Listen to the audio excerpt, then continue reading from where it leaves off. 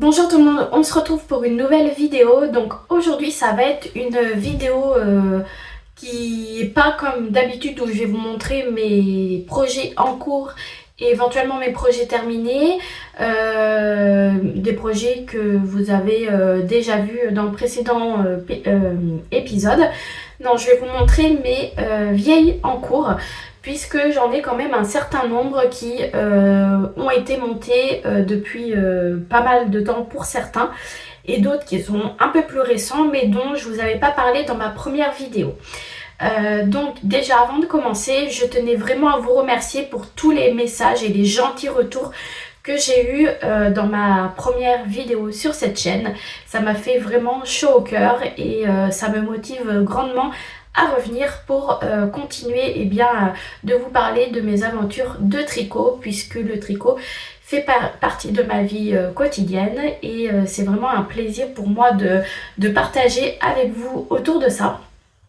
Donc voilà, aujourd'hui, comme je vous ai dit, je reviens pour vous montrer ce que j'ai ce que j'ai commencé, mais pas encore continué, et je vais vous expliquer pourquoi. En sachant que dans la première vidéo, je vous expliquais que j'étais plutôt mono en cours, chose qui est assez vraie, même si j'ai tendance quand même à un petit peu commencer des choses par-ci par-là, les mettre en pause et après me concentrer uniquement sur un tricot pour que ça avance, et après je reprends le précédent tricot en cours et je fais comme ça. Donc en fait, je m'interdis pas forcément de monter quelque chose lorsque j'ai envie de le monter, mais en général quand même je me focus sur un seul tricot pour le voir bien avancer, je le termine et après c'est le tour d'un autre. Donc c'est plutôt ma manière de fonctionner. Quand j'ai commencé le tricot, je commençais un tricot et je n'en commençais pas un autre avant de l'avoir terminé, celui que j'avais précédemment commencé. Et finalement, parfois, c'est pas que ça me frustrait, mais j'avais très envie de commencer quelque chose d'autre et je me l'interdisais un petit peu parce que j'avais déjà un projet sur mes aiguilles. Bon, maintenant, j'ai quand même un peu évolué puisque je me dis que le tricot, c'est un loisir et qu'un loisir, c'est fait pour nous faire plaisir et pas pour qu'on se mette des contraintes. Donc voilà ma manière de fonctionner. Et en général, mes encours, ils restent pas trop longtemps en état d'encours parce que j'aime avoir les projets terminés. Mais comme vous allez le voir juste après, il y en a certains qui restent dans l'état d'encours un certain nombre de semaines, voire de mois, voire d'années. Donc on va en parler tout de suite. Je vais peut-être commencer avec mon plus vieil encours que j'ai dans ce sac. Dans ce sac à tricot que je m'étais cousu, j'avais trouvé un patron sur YouTube de sac à projet qui est plutôt pas mal puisqu'il est fait avec un système de coulisses. Donc quand on fait comme ça, on peut plus ou moins resserrer le sac et je m'en sers quand même pas mal. Donc ce tricot là, je l'ai commencé vraiment il y a très longtemps et je l'ai pas continué. Je vais vous expliquer pourquoi. Alors je vais vous le montrer. Donc il s'agit ce projet là, donc c'est le November Jacket de Petite Knit qui est en brioche et j'adore le dos. C'est pour ça que j'avais craqué sur ce modèle. Alors je me souviens très bien de quand et pourquoi je l'ai commencé. Alors quand, je vais pas pouvoir vous donner une date exacte, je vais aller voir. Hop. Parce qu'à l'époque j'avais posté sur Instagram une photo. Donc je l'avais commencé en mars 2023, donc il y a plus de 2 ans, ça c'est sûr, et on se rapproche même des 3 ans. Donc voilà, ça fait un certain nombre de mois, même d'années, qu'il est sur mes aiguilles et je l'avais lancé. Je m'étais réveillée un matin de week-end où je m'étais dit je veux apprendre à tricoter la brioche. Je n'avais jamais essayé cette technique, j'en entendais quand même beaucoup parler. Tout le monde disait que c'était une technique assez exigeante. Et je sais pas, ce matin-là, je sais plus si c'était un samedi ou un dimanche, je m'étais dit, eh bien, je veux apprendre à tricoter la brioche, je veux faire un modèle. Donc j'avais choisi un modèle de petite knit, donc le November Jacket. Et c'est un modèle, je sais pas à l'heure actuelle, mais en tout cas lorsque je l'avais commencé, qu'il n'était pas traduit, il était disponible, je crois, qu'en anglais, je crois même pas dans d'autres langues, je sais pas, je peux me tromper, mais en tout cas, c'est sûr qu'il n'était pas disponible en français. Et je m'étais lancé ce défi de, eh bien, j'apprends à tricoter la brioche et en plus de ça, en anglais. Donc, bon, c'est pas plus compliqué de tricoter la brioche lorsque les explications sont en anglais. Mais bon, c'est vrai que ça peut rassurer, en tous les cas, de voir des explications dans notre langue maternelle.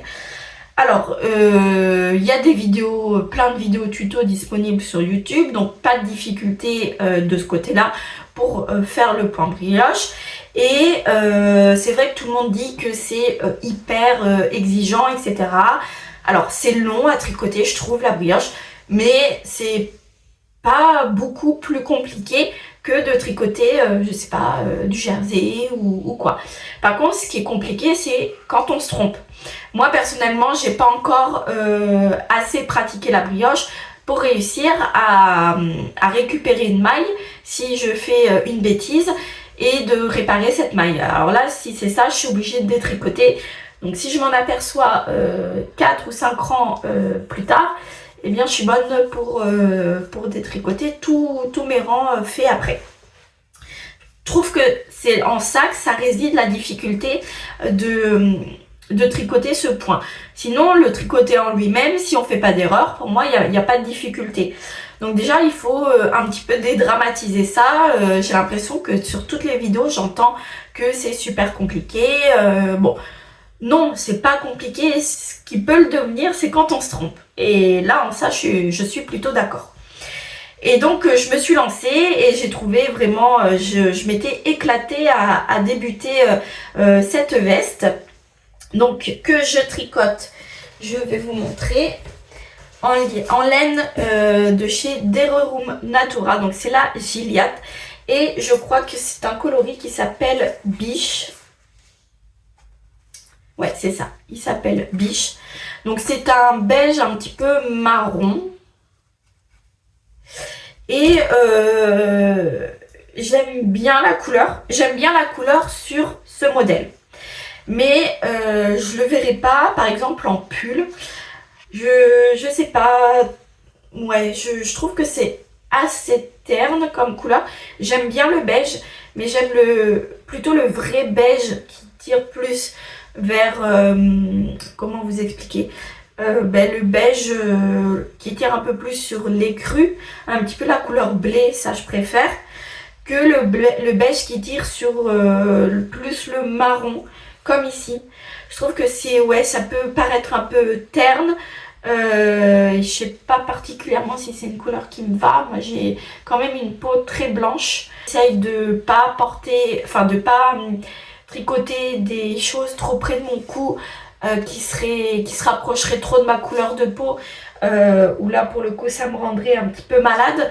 Et bon, soit la couleur biche de Dererum Natura qui me dérange pas dans un modèle de gilet ou cardigan, mais plus dans un pull, je sais pas, non, parce qu'un gilet ou une veste, on met un t-shirt noir ou autre couleur en dessous, et il n'y a pas, ça tranche un peu, il n'y a pas que cette couleur beige. Qu'un pull, forcément en haut il n'y a que la couleur du pull. Donc j'étais très motivée, j'ai adoré la construction du pull. Alors je pourrais pas trop vous en dire parce que comme je pense vous vous en doutez, ça fait un moment que je l'ai commencé.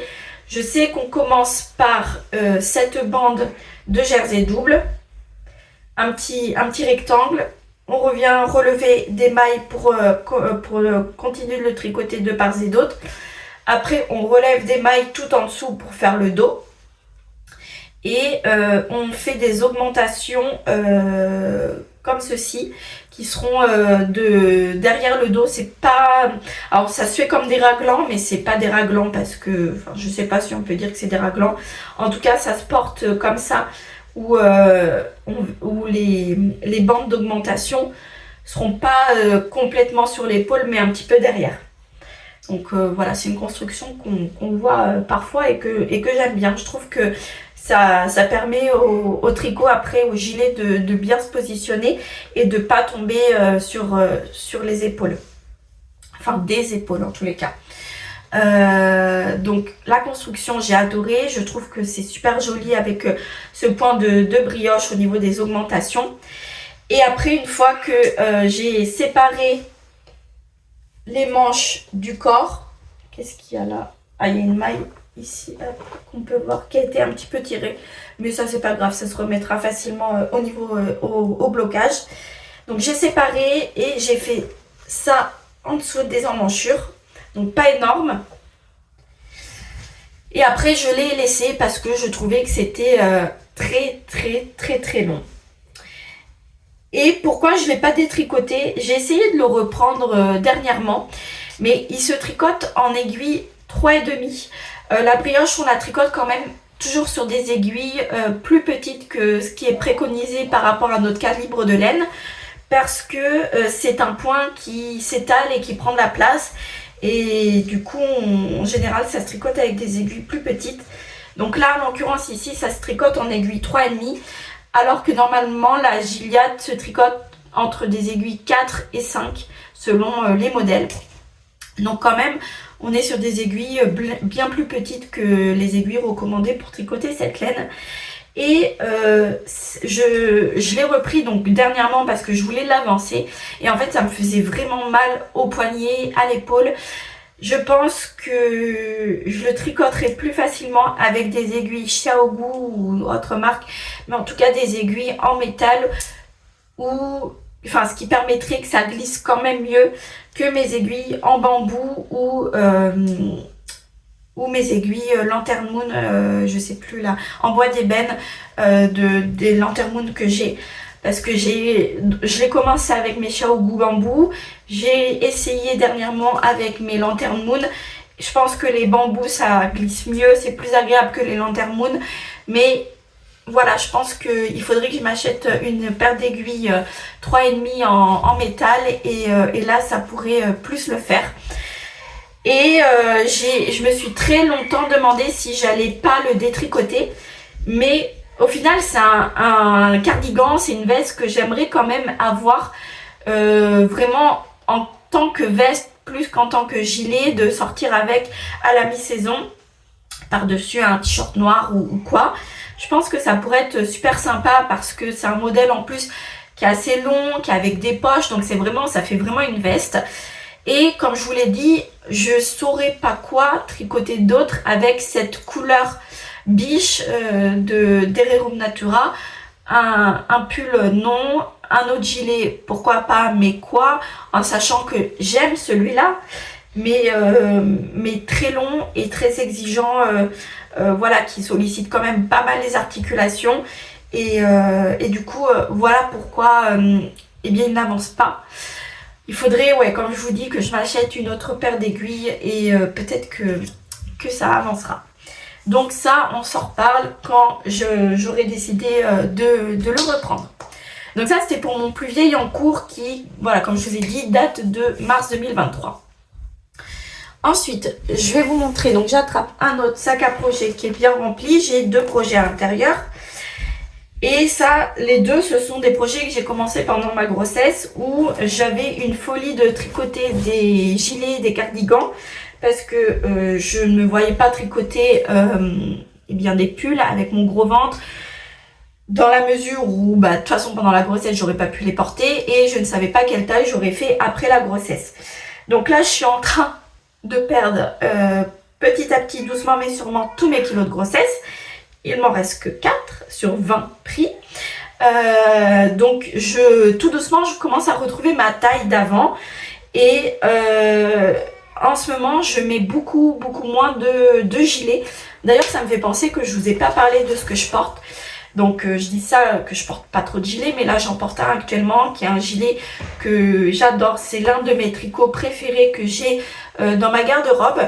Donc je me lève pour vous le montrer. Donc le voici, le voilà. Donc il s'agit du cardigan ou du gilet Ferndale. Si je ne me trompe pas, je vous mets juste à côté de toute façon la fiche Ravelry de Marie-Christine, non, de Hansel Knit, donc Nadia Crétin-Leschen, que j'ai tricoté également en Gilliatt de Derum Natura, coloris poivre et sel, je crois. Je vous noterai le nom du coloris qui est un gris quand même pas mal nuancé. Je ne sais pas si là avec la lumière vous pourrez voir les nuances. Mais c'est une super belle couleur que je trouve s'accorde super bien avec le modèle. J'avais mis un petit peu des boutons fantaisie que j'avais acheté dans ma mercerie de ma ville. Et c'est un gilet que je porte énormément parce qu'il est bien chaud, mais pas trop chaud non plus. Et je le porte toujours fermé, en fait, jamais ouvert. Et je le trouve vraiment super joli. Il a une très belle définition de points. Il y a tout un panneau de torsade devant, mais finalement je l'avais tricoté assez rapidement. Je m'étais régalée à le faire. Les explications étaient claires, limpides. On ne pouvait pas se tromper. De toute façon, les patrons de Hansel Knit, eh bien, on ne les présente plus. C'est des valeurs sûres, tout simplement. Et comme je vous disais, c'est l'un de mes tricots préférés. Donc c'est la Gilliatt, c'est une laine que j'aime énormément, qui est plutôt sèche quand on la tricote. C'est vrai que moi la première fois que je l'ai tricotée, j'ai eu un peu peur que ça me gratte. Mais en fait, pas du tout, parce que déjà quand on la lave une première fois, elle s'adoucit énormément. Alors je vais pas vous dire que c'est aussi doux que du mérino ou quoi, mais c'est du, enfin là c'est du mérino d'Arles, donc c'est quand même un petit peu plus rustique, c'est pas comme du superwash, mais en fait je pense que je préfère les laines plus rustiques comme ça que le mérino superwash, même si j'en tricote quand même pas mal, parce que on va pas se mentir, c'est ce qu'on trouve le plus facilement chez les teinturières, et voilà. Donc voilà pour ce que je porte que j'adore tout simplement. Donc revenons-en à mes encours. Je vous disais que je porte beaucoup moins de cardigans en ce moment. Je suis plus pull et j'avais commencé un certain nombre de cardigans lorsque j'étais enceinte, dont celui-ci que je vais vous montrer. Alors celui-là, je connais déjà son sort. Je vais le détricoter. Parce que, comme vous pouvez le voir, c'est un cardigan qui se tricote tout en torsade. Et là, pour le coup, c'est vraiment très long à tricoter. J'adore la laine. Il s'agit... J'attrape un des chevaux derrière moi. Il s'agit d'un cadeau que j'avais eu de mes beaux-parents pour Noël ou mon anniversaire, je ne sais plus. Et c'est une laine que je chéris énormément. Donc c'est une laine de chez Léna Mouret, c'est la Flora Deka. 60% mérino, 20% soie, 20% yak. Et c'est la couleur Se promener en forêt que je trouve absolument sublime. Il me semble que vous avez plus ou moins la bonne couleur à la caméra. Enfin, d'une manière générale, je suis quand même plutôt fan du travail de Léna Mouret. J'ai acheté plusieurs écheveaux chez eux. Et cette couleur, je sais que j'en rêvais sur cette base-là. Et du coup, je voulais faire quand même un patron, un tricot qui n'allait pas me décevoir. Alors en soi, ce patron-là, il est très beau. C'est un patron de... Alors attendez, je vais retrouver sur ma tablette. C'est un patron de Sari Normoon. Et c'est le Maya ou Mia, je vais vous dire ça.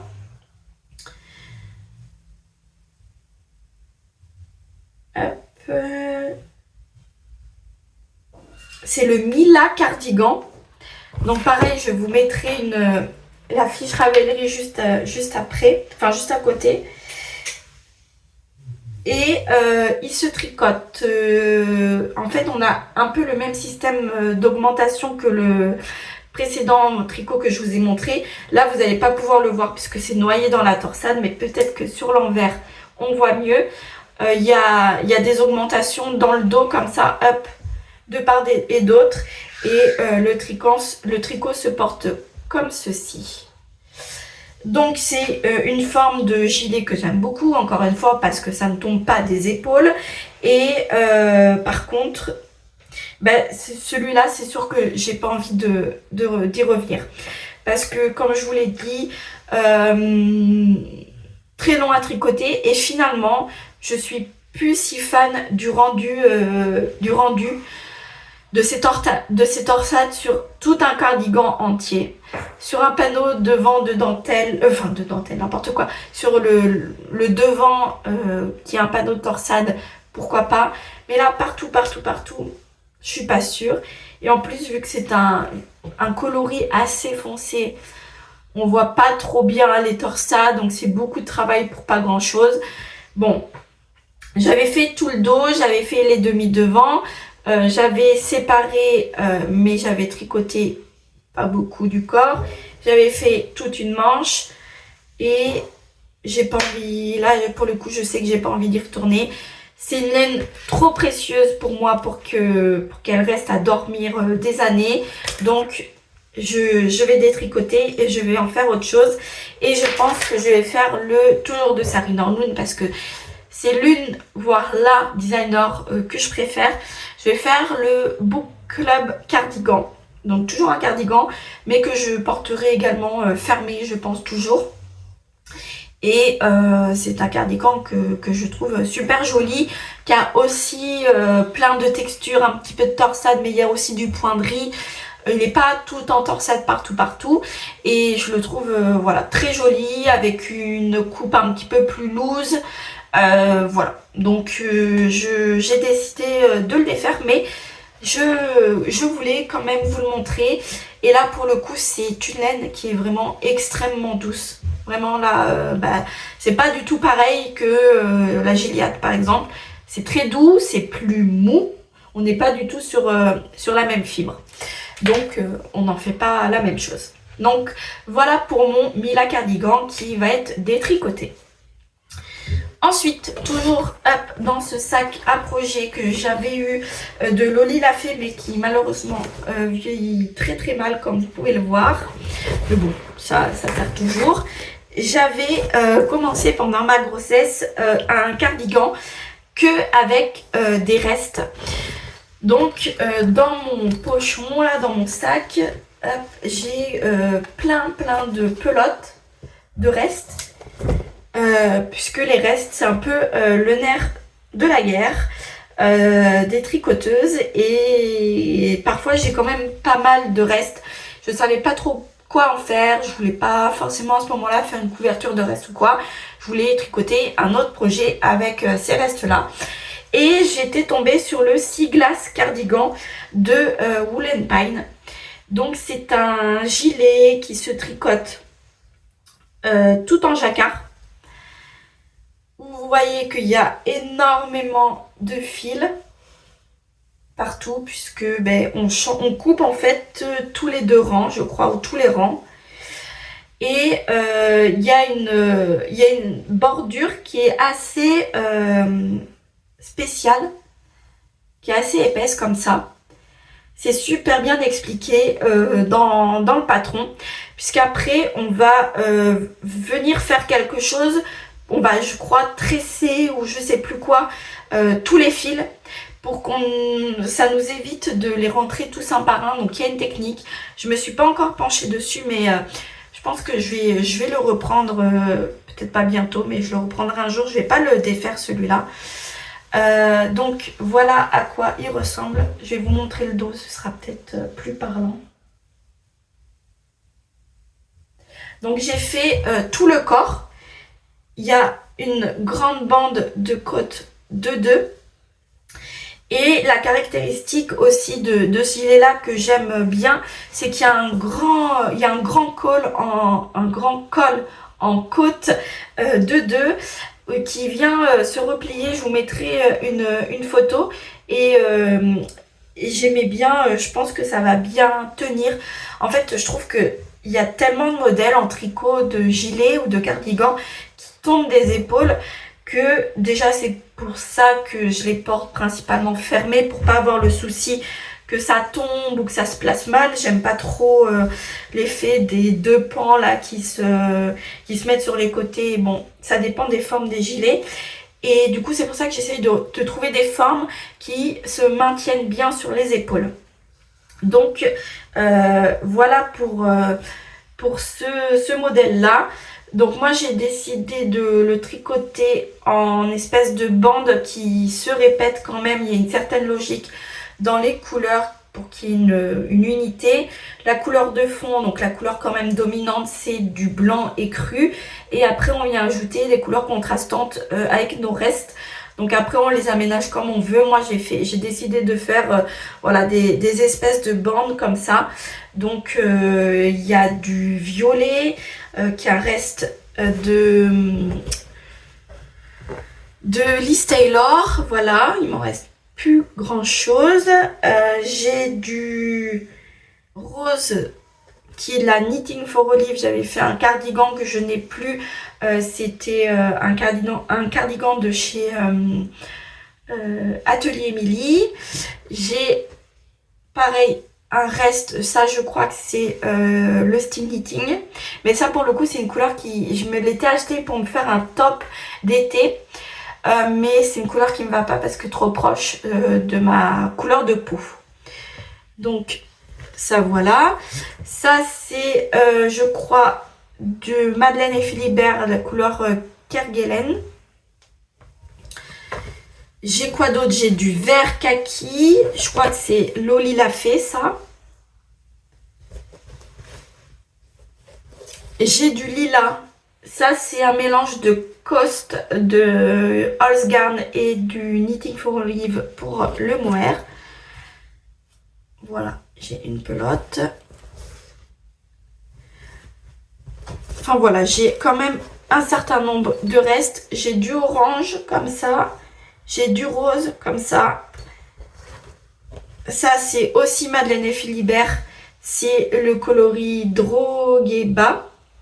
Ou Drogheda, je sais plus.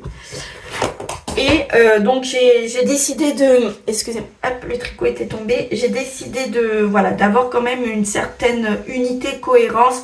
Et pas partir dans tous les sens au niveau des couleurs.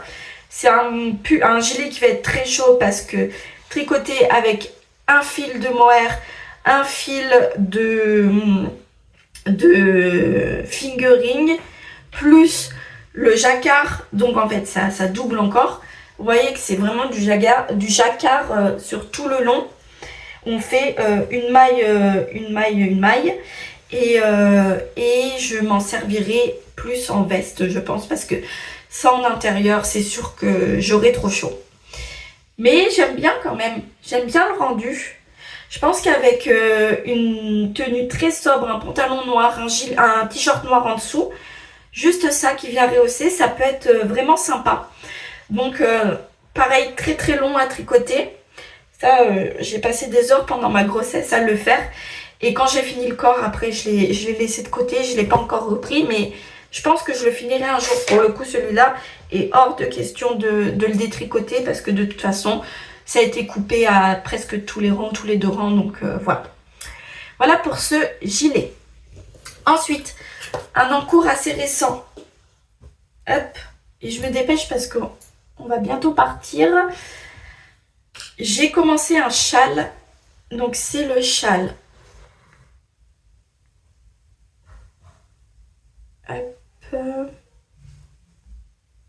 Il s'appelle le Yvonne MT de Natasha Hanby. Et je le trouve quand même très original puisqu'il est fait tout en mosaïque pour la bordure. Et après le corps entre guillemets du châle est fait en couleur unie et avec un système de point texturé avec des mailles glissées. Donc vu qu'on fait des mailles glissées pour faire la mosaïque, et bien même si là moi je suis en couleur unie sur le reste, on fait quand même ce petit point texturé que je trouve vraiment très joli. Alors j'ai décidé de réaliser ce châle dans des couleurs très très sobres, gris, blanc et noir, parce que je trouve que déjà cette bordure un peu chevronnée comme ça en mosaïque est déjà très originale, et j'avais pas envie de rajouter de la couleur au motif, ça aurait fait selon moi trop d'informations, et j'avais besoin et envie de me faire un châle très sobre qui va avec des tenues. Quand je mets du noir, du gris, ça pourrait parfaitement aller par exemple avec la tenue que je porte aujourd'hui. Voilà, je pense selon moi de mes goûts et ce que je porte que plus un châle est sobre, plus il est facile à porter et plus forcément ça s'accorde avec nos tenues, et ça fait pas trop d'informations, et en tout cas c'est comme ça que moi j'arrive à accorder des châles. C'est pour ça que je ne pense pas que vous verrez beaucoup de Steven West sur ma chaîne, parce que beaucoup de couleurs, beaucoup de motifs, beaucoup de textures, beaucoup de techniques, et trop mais pour moi est parfois l'ennemi du bien. Donc voilà pour celui-là. Donc pareil, je me régale à le faire. J'adore l'originalité, mais la mosaïque c'est quand même assez long à faire. Et puis il y a un point aussi où on glisse des mailles tout le temps, donc ça prend du temps, mais je le trouve quand même très très joli, et celui-là j'ai envie de l'avoir, donc il va falloir que je le continue. Donc voilà, je vais m'arrêter là pour le moment. Je pense que je vous reprendrai dans une autre partie plus tard, où je vous montrerai d'autres en cours dans une autre vidéo, parce que là je vais devoir vous laisser. J'espère que cette vidéo, je vous dis au revoir si jamais je vous fais pas une suite à cette vidéo. Donc j'espère que ça vous aura plu de voir mes vieilles en cours et voir ce qui vont advenir. Et dites-moi si vous êtes plus team mono projet ou multi en cours en tricot. Et en attendant une prochaine vidéo, prenez soin de vous et tricotez bien. Au revoir.